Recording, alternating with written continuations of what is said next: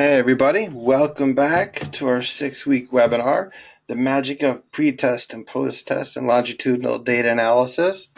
William Bannon of Stats Whisperer here with you again. Alright, so here we are, week 5 already. So our agenda tells us today we will be looking at special considerations in pretest, post-test, and longitudinal data analysis. So, longitudinal data analysis examines how outcomes change over time at specific points, right? However, what if you wanted to examine a factor such as relapse of smoking, drinking, illness, right? Over a period of time when you didn't know when it would occur. Now, in this case, the traditional methods we've been looking at, such as regression and different forms of analysis of variance ANOVA, are ill-suited for such an analysis. Right, so the relapse is what we refer to as an occurrence, right? Whether something or not happens. So the test we are discussing here is when you have to test whether or when a relapse occurs. So if that's the question posed in the research question, what sort of analysis can we do? So this brings us to the topic of today's discussion, the special consideration of whether and when, the use of survival analysis. So this is a specific statistical technique, right, that's very valuable to know. And we will look at two of the most popular forms of survival analysis today. So survival analysis is used when a researcher must describe whether an event occurs. Right? So does somebody over their life period get married, yes or no? Or when an event occurs, such as mortality. Right? So that's not a question of if it occurs, it's when it occurs. So when we're looking at these sort of questions over a period of time, we can use survival analysis. It's important to realize we can examine an event that occurs just once, right? So over a period of 4 years, when does high school graduation occur, right? Once, or multiple times over a period. So over 20 years, how many times does a study participant leave a job? Now, there are 3 features common to every survival analysis study. There's a well-defined event. Well-defined meaning you know if it happens or not, right? So such as high school graduation, you know whether it happens or not, right? So you're walking down with a gown and someone hands you a high school diploma. That's pretty clear, right? So, and then a clearly defined beginning of time. So if we want to examine someone after high school graduation, we know when that occurs, right? Immediately after the ceremony. Right? So it's a clearly defined beginning of time, and then a metric. So if we're following somebody, is the time metric going to be minutes, hours, months, right? But it's a defined metric that we can quantify. So the research question for a survival analysis may reflect all these features. For example, we might say in a research question, after a smoking intervention, in how many days does the average person relapse into smoking? So there we have the clearly defined beginning after the intervention, right? So right after the intervention, and then our metric of time for following the person in how many days, number of days, and then the event, the average person relapse into smoking. So relapse into smoking is the event. Now, the time should be measured in as precise units as needed. So perhaps if we're following someone to over relapse, it might be more valuable to look at days or weeks rather than minutes, unless there's some reason that we think the relapse might be very quick. Right, so the thick units are referred to as discrete units. Right, so that's more of a categorical type of unit. Now the thin units, such as minutes, and days and weeks, following them over time, are continuous. Now, in the research question, consider the term we had there. We had an assumption built in. It said, does the average person relapse into smoking? Now, you may have thought that not everybody is going to relapse, right? So what do you do when people don't relapse into smoking? Those become known as censored cases. So censored cases are cases where the study participant does not experience the event, such as relapse, over the study period. So they may be censored because they drop out of the study, attrition, or they might be censored because at the end of the study period they still didn't experience the event. But censored cases are an important term for survival analysis.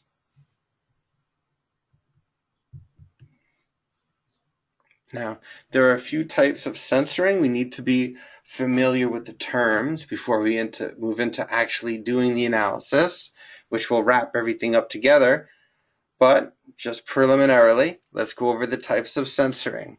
So there's non-informative censoring, right? So that even though it's not informative, it's actually the preferred type of censoring. It's where the censoring is under the investigator's control. This is what we just mentioned. There's maybe dropout in the study due to attrition, due to something natural, such as somebody relocates. Perhaps the study participant just doesn't want to be in the study anymore, or at the end of the study period, they have not experienced the event, right? So then that's non-informative censoring. The informative censoring occurs when the dropout of the study occurs related to the event. So if somebody relapses into smoking and then they don't want to tell the investigator for whatever reason and they drop out of the study, well, then the dropout is related to the event, but we don't know that. And because we don't know that, we don't classify it that way. It introduces bias in the findings, right? So there's someone experiencing the negative event or the positive event even, and we just don't know about it because they dropped out because they experienced it. So we don't know it was experienced. Now, most survival analysis assumes that censoring is non-informative. Now, the other types of censoring are right and left. Okay, so the right censoring, that's preferred. That's where the event time is unknown because the event occurrence is not observed, right? So right censored, right? They're censored because they didn't have the event over the observed study period. Left censoring, right? The second one is the event time is unknown because the beginning of the test time was not observed effectively, right? So this is where if we're examining that how somebody behaves after they develop a certain disease, but we start monitoring them after they develop the disease, right? So again, most survival analysis experiences right censoring. That's the most common. Now, when we get to the data, you're going to see that the cases that are censored actually have time to event values, right? So even though they're censored and they didn't experience the event, they still have, per se, if you're measuring the time in weeks, a number of weeks entered, even though they didn't experience the event, which is kind of strange, but that time represents when they dropped out of the study or when observation stopped. But it's entered at the same place the other cases experienced the event. So we'll go over that in the data. But that's important to know because it can be perplexing. All right. So the first statistical analysis, the first survival analysis we will look at is the Kaplan-Meier, also called the product limit method. All right, so this is a non-parametric method that estimates the probability of an event, right? So when something occurred over a survival curve, right, that's dichotomous, past given time points, 1 week, 2 weeks, 3 weeks. The survival distributions can compare 2 or more groups. So how do these 2 or more groups do in experiencing the event over a certain amount of time? And was it significantly different? Which brings us to our sample study. So suppose all 100 people, right? So whenever we encounter a new statistical test, we want to illustrate it through a sample study. That way this can serve as a template for your actually implementing the same type of analysis. So in the sample study, our sample study that we've been using thus far, let's suppose that all 100 people in our intervention smoke cigarettes and they want to quit. So we want to determine the relative effectiveness of the intervention on 3 groups, because we're going to introduce a 3rd group here, right, on long-term smoking. First, we're going to look at our experimental group, right? So they're all quitting smoking right after the happiness intervention and also this hypnotherapy group. So we have 3 groups all quitting smoking at the same time, and we want to see who relapses, like the percentage of people that relapse within each group over a given period of time. So we have our experimental group, which is 50 people, our control group, which is 50 people, and our new 3rd group, which is our hypnotherapy group, which is also 50 people. So we'll be monitoring 150 people and their rate of relapse into smoking. So we want to determine if and when smokers that quit after the intervention smoke again. So yes, no, right? So we could call it just lighting up 1 cigarette, because if you quit smoking and you light up 1 cigarette, it's probably not just going to be that one. Not right away, but eventually. As I said, at Casablanca, and soon, and maybe the rest of your life. Okay, so participants were observed for 2 years, 104 weeks after the interventions concluded. So a successful result would be where smokers either don't start smoking again, or there's a longer length of time in between when they quit and they start again. So for example, if participants in the experimental intervention group start smoking toward the end of the 2nd year, and participants in the control intervention group start smoking at the middle of the 1st year, then the experimental intervention group would be considered more effective, right? Because that intervention group started smoking at a later period, right? It didn't work forever, but it worked longer than the control group. So what do we want to do in this Kaplan-Meier, right? We have our 2 goals. First, we wanted to determine if there's a statistically significant difference in the survival curves, the survival distribution for the 3 interventions, right? So are the 3 curves significantly different, right? And then second, if the 3 curves are significantly different, we want to know which intervention group is significantly different from the others and which has the most positive outcomes. Sometimes we call this pairwise comparisons. So the event status, right? So there are 6 assumptions when it comes to the Kaplan-Meier test. We're going to go over each of the 6 cursorily. So the first is that the event status should be mutually exclusive, either yes or no. There's no, there's no almost, there's no crossover, right? There's yes and no. So it should be, and also collectively exhaustive, where we know that the event was either censored or the event occurred or did not. Right? So our event fits these criteria, right? So we just want to know, did people start smoking again, right? So that's yes or no. All right, the survival time. Right? So the time to the event or censorship must be clearly defined and precisely measured. Right? We mentioned our time metric, such as days, weeks, months, years, right? And ours is 104 weeks, right? So 0 to 104 weeks, right? So clearly defined, precisely measured. So we meet assumption 2. And then where possible, of course, left censoring should be minimized or avoided, right? So that's where we have problems beginning in our observation time and looking at that in relation to our event. However, we know, when the interventions end, and as far as we know, there's no smoking going on at that point, so this left censoring should not be a problem for us. Right? This would be more of a problem perhaps if we say, how often do people quit smoking after they develop a certain disease, like such as a lung disease, but our observation period begins after somebody finds out they're diagnosed, right? That's more of a problem.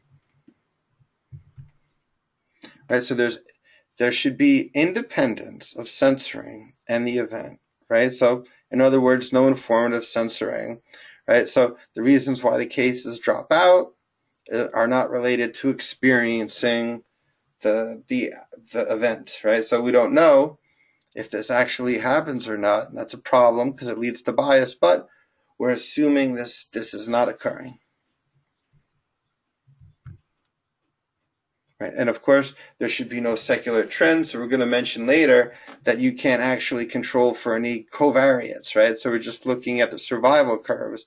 So secular trends are those outside influences, right, that could impact experiencing the event, such as if somebody designs a new medicine that, you take a pill and you quit smoking, and one of the groups takes that, then it looks like, that the intervention is more effective, when it's really the secular trend or something else introduced in the study that's causing the smoking to be quit or held off longer.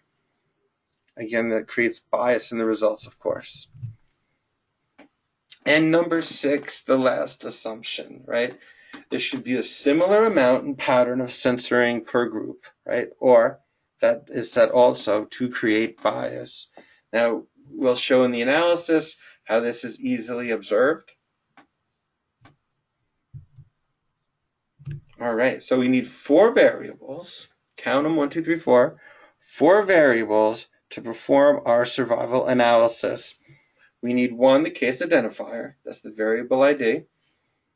2, the survival time variable. So the time, as it measured. 3, the event status variable. Did the event occur? Yes, no. Right, censored. And 4, for us, the intervention groups, right? So we can get our curve for each group. So we can look at the data really fast to see what's happening. All right, so here's our data. We go to data view. We could see it all. We'll make it ascending. We'll say it looks good. So we have our variable ID. So that allows SPSS to sort the cases. The group.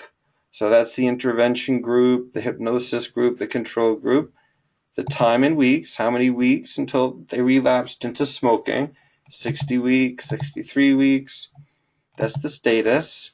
That's either censored, right? 0 censored, and 1 is the event occurred, right? That they started smoking. Now here's what I was saying before. So 1, that means the event occurred. They started smoking again at 63 weeks.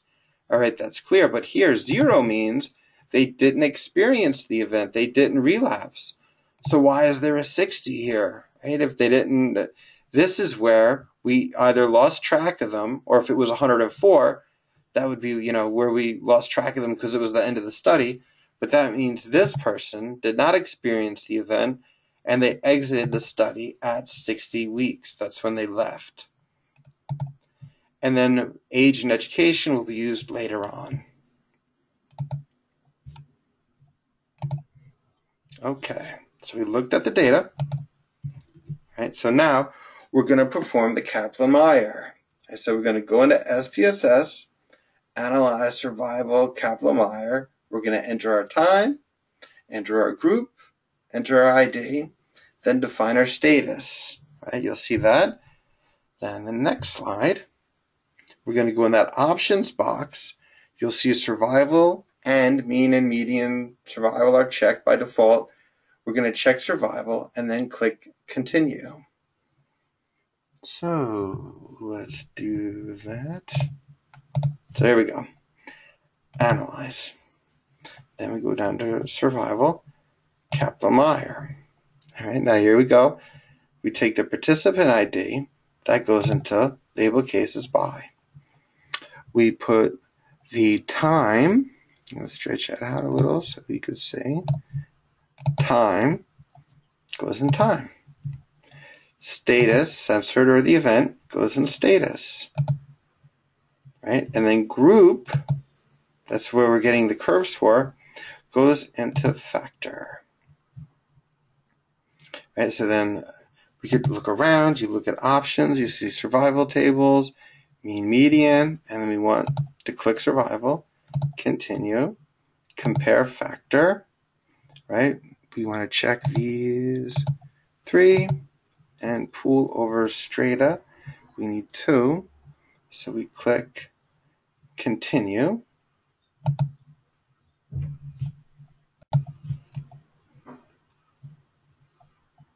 Right, so we'll mention that. And then don't forget, under status, we want to click that. Whoop, keep it in there and click define event. And then 1 means the event occurred. So we click that, continue, then we can paste it and run it. All right, so there. Now we're going to go over one more slide. Just go over the last options box we went over. Then we're going to go over, I don't want to give too much at once where we can't remember it.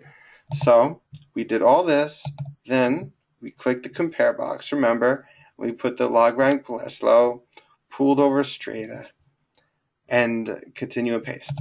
Then we came out with our output. So case processing summary, what does this indicate?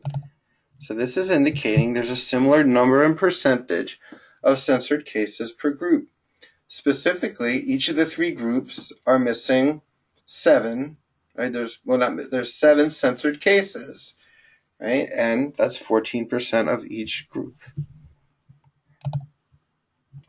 So then we want to look at the overall comparisons to see if there's a statistically significant difference within the 3 curves, a curve for each group. And we see, right, so if we look at the log rank Mantel-Cox, that there is a significant difference between the curves. Right, and we can also look at the mean and medians for the survival time. Right, so we know there's a significant difference, but who held off on smoking the longest? The experimental group, right, has the highest mean to the event. That means that their average time to event was 67 weeks, 67.74. So almost 68 weeks, right? So the average person in the experimental group after the intervention did not smoke for about 68 weeks. And we see in the control, it's almost half that, right? 38 weeks they started smoking again, the average person. And the hypnosis group is somewhere in the middle, where the average person started smoking 45.38 weeks after the intervention. Now we can actually look, right? So this comes out also in the output. These are the actual curves, and what do they tell us? So the green is the experimental group. So you can see their trajectory is far to the right, and it ends at 100. So what that's indicating is the average person in this group, right, they started smoking when? Way out here. So you see time to event, 20 weeks, 40 weeks, 60 weeks, 80 to 100.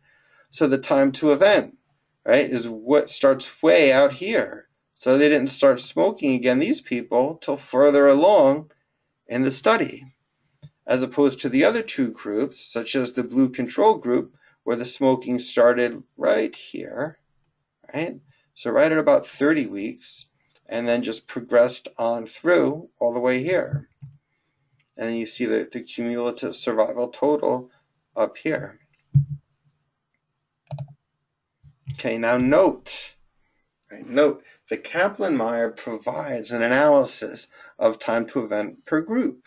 However, covariates cannot be introduced into the analysis. Right? So how can we perform a survival analysis while considering the impact of covariate variables? Right? So we saw in the data that we actually do have education and age there. So if we wanted to control for the effects of those while we look at, the relapse, how can we do that? For example, what if we know that smoking is linked to age and education level? So we want to control for these variables in the analysis to better observe the intervention effects, right? In other words, when we look at the rate that people start smoking again, we want to make sure it's not due to age and education level, right? So we want to take the effect of those out and then look at the statistical significance and relapse rates. To do that, we could employ the Cox proportional hazards.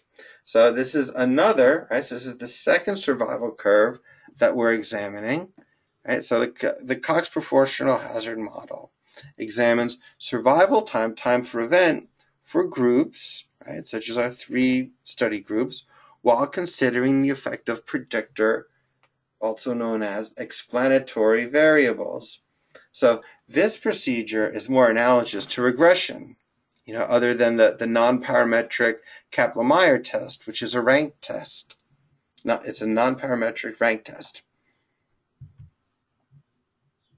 So one of the assumptions of the Cox regression are the covariate variables are at the same level of influence of the event over time, at each time period. Right? So if you suspect that that's not the case, you can also consider the Cox regression with time-varying covariates, which is also available in SPSS. We won't be going over it, but it's good to be aware of it if there's some special reason to think that there's a differential impact over time points. So if we were to do the Cox proportional hazard model in SPSS, it's not unlike the Kaplan-Meier. Okay, so again, we go to analyze survival and then Cox regression now. We put in time just like before. We put in status like before, but you'll see there is not a box for factor like in the Kaplan-Meiers. So we're going to enter the covariates in the covariates box, right?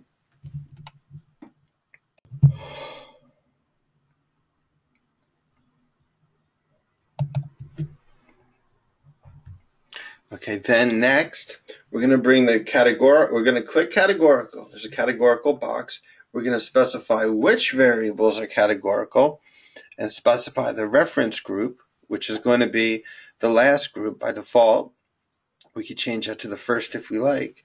Right? Then we're going to click plots. We want the survival. We're going to put the group, right, in the separate lines 4. That's to produce the survival curves again. Then under options, we want to make sure to click the 95% confidence interval, CI for exponent B.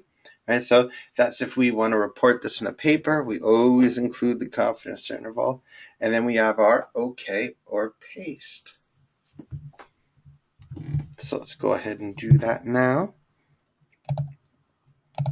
All right, so analyze, survival. Right, and there's the Cox regression. There's the time varying we mentioned, but there's the Cox regression. That's what we're doing. So we expand it here, and we put time and time. We put status and status, and don't forget we define the event, which is 1 meaning they relapsed. And continue. Then we put the age, which is continuous, education, which is categorical, the covariates, and group. So there we have our covariates. So then there's the categorical box we mentioned. We click on that, and it's asking us, hey, which of these are categorical covariates? Right, so education and group. Right, so age is not, we leave it there. Then you'll see here the reference category, also known as the reference group, is by default the last category. So for education, we have 1, 2, 3, 3 being graduate school, that will be the default. And group, we have 1, 2, 3, 3 being the experimental group and the happiness intervention, that's going to be the reference group. So we know what the reference groups are. We click continue. We look at plots, right? So we might want to say survival and then put group in the separate lines 4. So that's just going to give us that extra survival plot that we got before in the Kaplan-Meier. Continue. Then options, we want here the 95% confidence interval for reporting. And then we're all set. And then we paste it. Oh, it used to go to that automatically. And then run it. And there we go. So let's look at the pieces we have here. So there we go.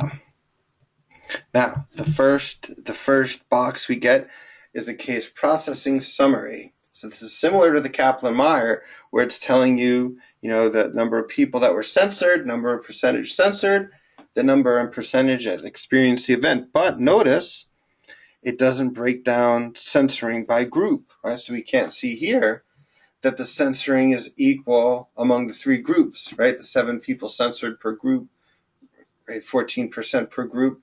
So that's seen in the Kaplan-Meier, but not here. So we could always run it the other way too to get that other box. Right, then we get the omnibus test of model coefficients. So that's going to tell us the statistical significance of the entire model. And what does it say? The overall model is statistically significant. So that's great news. So there is some significant difference, right, between the survival curves and the predictors and the variables explaining the event, right? And then we have, just like a regression model, the variables in the equation. This looks a lot like the binary logistic regression model. So what does it tell us?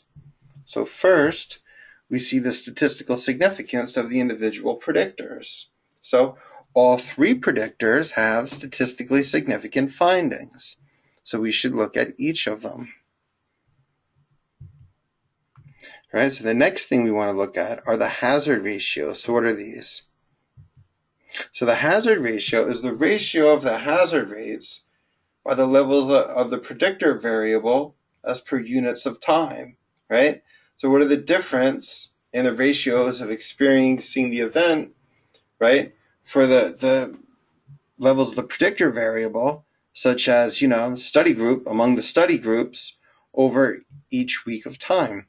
So for example, we'll use a couple of examples here, but for example, if we had an experimental and controlled drug treatment study with the survival curve, and we had a hazard ratio of 2, that might indicate the control group die at a rate 2 times the experimental group in the unit of observed time. So if that's in a year, they're twice as likely over the course of the year to experience the event, which is, unfortunately, mortality. Okay, so if we start looking, right, at the hazard ratios, right, the first thing we want to keep in mind is to the left in the variables in the equation box, we have group. Now all it says is group and then group with a 1 and a 2 next to it. So we don't want to get confused. So what does that mean? So the first group without a number, that's the reference group. So that was the final group in the categories. So that's the experimental group. And groups 1 and 2, 1 is the control group and 2 is the hypnosis group, right? So we know that 1 and 2, the findings of 1 and 2 are both being compared to the reference group, which is the experimental group. And what's it saying? So first, group 1, we see a hazard ratio of 4.76. So what that's telling us is over the time period, the control group is almost 5 times, right, 4.76, almost 5 times more likely to experiencing the event of smoking relapse in reference to the experimental group, right?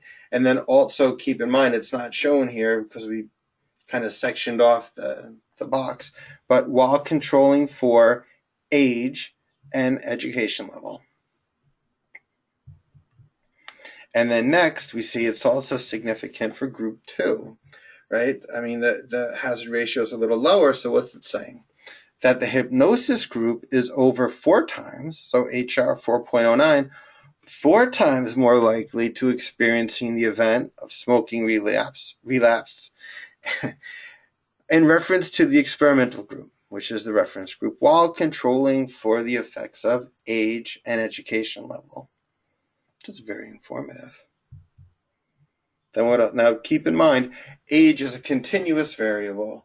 So don't interpret the hazard ratio in the same manner as the categorical variables. It's a little different, so we can't call it like that, but we can do it with education level, right? So education level 1, right, which is high school GED, are over 2 times more likely, 2.24, more likely to experience the event of smoking relapse in relation to the reference group education level. That's not L as in Spanish.